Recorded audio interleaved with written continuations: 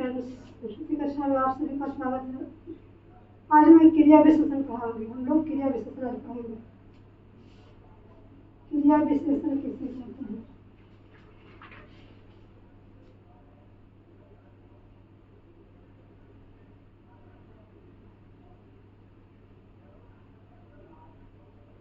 जो शब्द क्रिया की विशेषता बतलाते हैं उसे क्रिया विशेषण कहते हैं।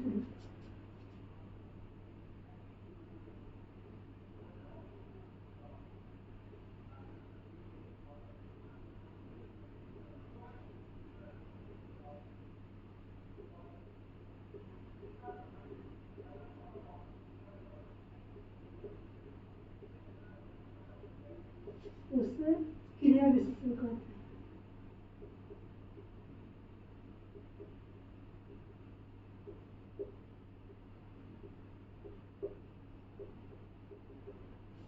जो शब्द क्रिया की विशेषता होता है उसे क्रिया विशेषण कहते हैं। जैसे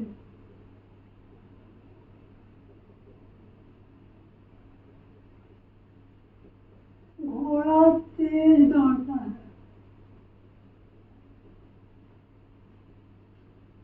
घोड़ा दौड़ता है, दौड़ना क्या है? क्रिया, लेकिन इसकी विशेषता ये बता रहा है, इसलिए ये तेज क्रिया विशेषण हुआ। लड़का धीरे धीरे चलता है।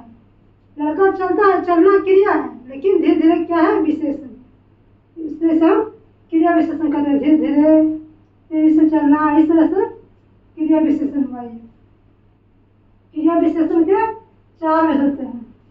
पहला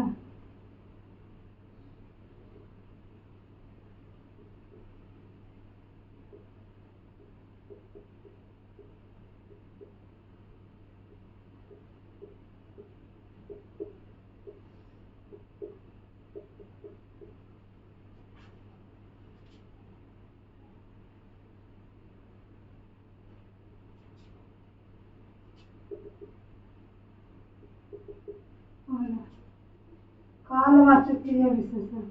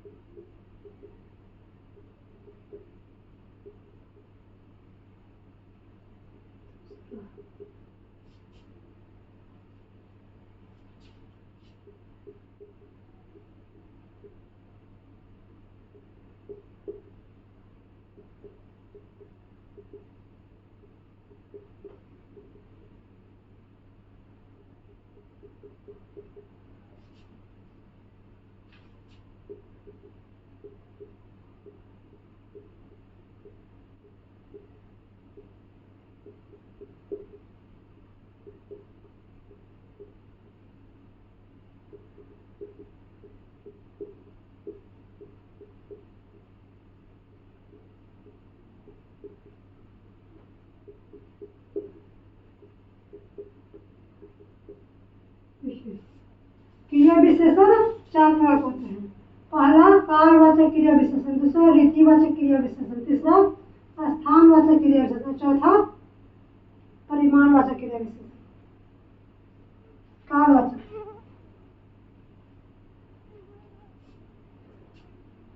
जो काम होने के समय का ज्ञान, मतलब समय का बोध कराए। जो क्रिया के होने का समय का बोध कराए उसे क्या कहते हैं? कालवाचक कहते हैं। जैसे देखिए, कालवाचक जो क्रिया के होने का, क्रिया होने का या क्रिया के होने, काम को होने का समय बताए, यानी समय का बोध कराए, उसे हम कालवाचक। जैसे देखिए, मैं शाम को खेलता हूँ। शाम समय है, शाम को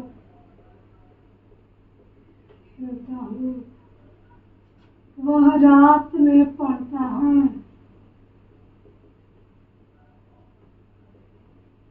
इस तरह से जब शब्द आए तो समय का जब बोध कराए तो उसे हम कालवाचक कहते हैं।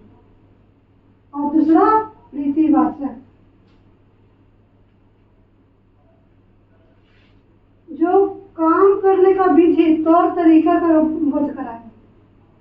जो क्रिया के करने का होने या होने का रीति या तौर तरीके का बोध कराए। तौर तरीके का बोध कराए, उसे क्या कहते हैं? रीतिवाचक क्रिया विशेषण। देखिए इसको किस तरह से काम करता है, यहाँ पे रीतिवाचक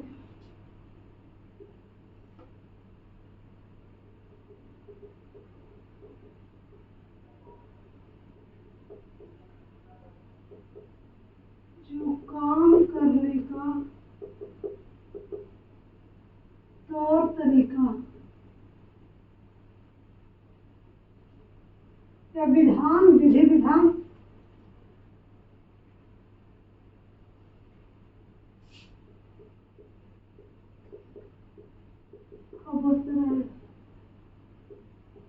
उससे क्या कहते हैं?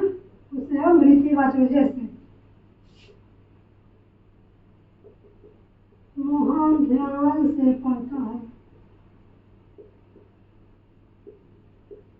पढ़ता है, इस तरह से जब वाक्य है तो हम क्या कहते हैं? उसे हम रीतिवाचक रीतिवाचक क्रिया विशेषण करते हैं। तो वह फटाफट बोलता है, इस तरह से जब वाक्य है तो वह फटाफट बोलता है।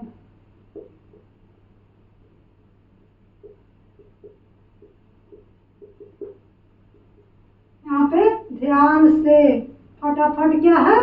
रीतिवाचक तरीका है बोलने का कि वह फटाफट बोलता है, वह ध्यान से पढ़ता है, सिर धीरे धीरे आगे बढ़ता है, धीरे धीरे इस तरह से, धीरे धीरे तेजी से, इस तरह से जब हो ना काम तो उसे हम क्या कहते हैं? रीतिवाचक। और ऐसा समझ आप लोग को। अब अगला है स्थानवाचक। जो शब्द हमें स्थान का बोध कराया, यानी जो क्रिया, यानी ऐसे अविकारी शब्द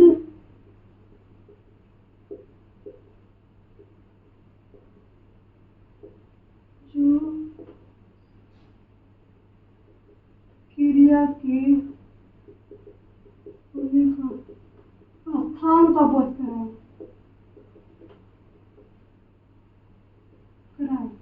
उससे क्या कहते हैं? स्थानवाचक। जैसे तुम बाहर बैठो, मैं अंदर पढ़ता हूँ, इस तरह से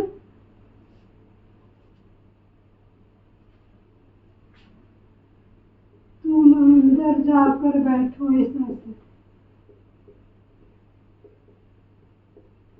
बैठो, मैं बाहर पढ़ता हूँ,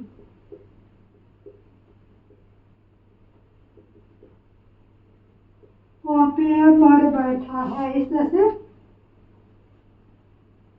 हम छत पर सोते हैं। इस तरह से जब आए तो बाहर अंदर ये क्या है? स्थानवाचक है।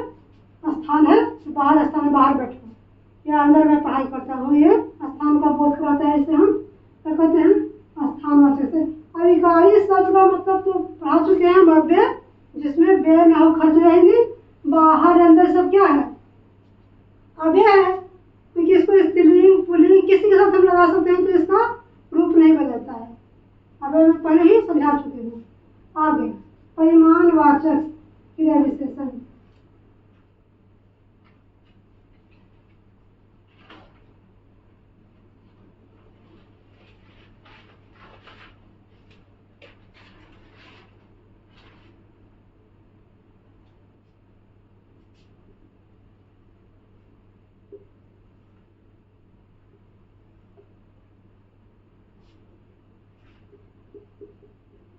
ऐसे क्रिया विशेषण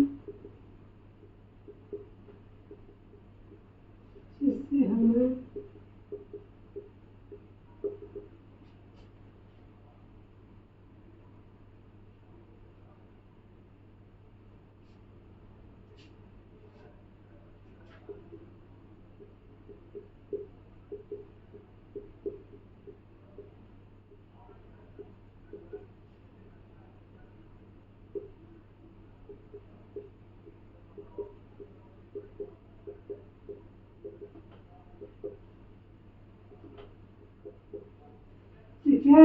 क्रिया विशेषण जिससे हमें क्रिया का परिमाण, माप या मात्रा का परिमाण का मतलब होता है माप, आयतन। सिर्फ परिमाण का मतलब होता है मात्रा। इस तरह से जब मात्रा का बोध हो, परिमाण का बोध हो या माप का बोध हो, तब उससे हम क्या कहते हैं, परिमाणवाचक क्रिया। जैसे तुम आज थोड़ा अधिक खा लो, ऐसे ऐसे सब, जैसे तुम थोड़ा अधिक खाओ जी।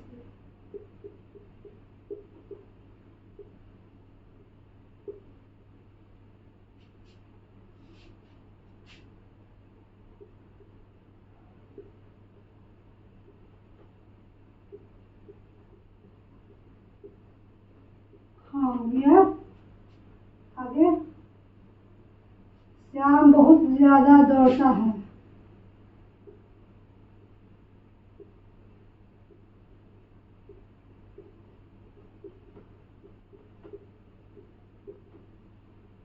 देखिए इसमें अधिक ज्यादा क्या है, मात्रा है, थोड़ा बहुत मात्रा है। इस तरह से जब शब्द आए तो उससे हम क्या कहते हैं, परिमाणवाचक क्रिया विशेषण। आ रहा है समझ आप लोग को? समझ में आ रहा है तो वीडियो को लाइक और सब्सक्राइब करें।